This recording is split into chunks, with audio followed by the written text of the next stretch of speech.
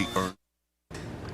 First tonight, team coverage of our water crisis headed into the weekend. Our reporters looking into unique solutions to the blue-green algae in our canals, plus a bride forced to move her wedding off the beach. Finally got to work sucking the toxic blue-green algae out of canals here in North Fort Myers. You can see people on the rig wearing white protective gear right there.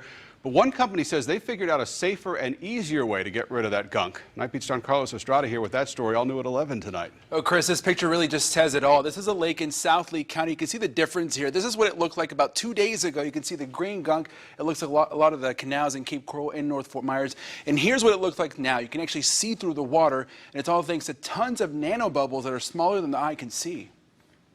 Leaves underneath. These are the results Ben Lee is looking for. Less blue-green algae in this water. But that's not all. Wildlife has returned too.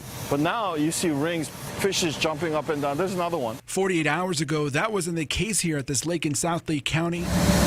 It's all thanks to this bubble machine. We're seeing a tremendous difference between when we started and now. Here's how it works. Bubbles smaller than a piece of hair are blasted into the algae-infested waters. The bubbles put oxygen and ozone into the water, and that helps dissolve the algae. But these bubbles don't rise, they stay at the bottom of the waterbed. We're not just skimming the top, hitting everything that's inside the water. The technology originated in South Korea, has the blessing of Dr. Brian LaPointe, who's been testing our algae waters in Lee County. This technology really probably needs to be applied to these canals, because otherwise this could sit and fester here for too long. And while it's still in the testing phase, Lee County leaders have dropped by to check out the machine at work. We do believe that this can be upscaled on a very large scale so that you could actually have impacts on the Clusatchie River, maybe even Lake Okeechobee long term. And Lee County leaders have seen the machine in action twice already, and they are impressed with what they've seen so far.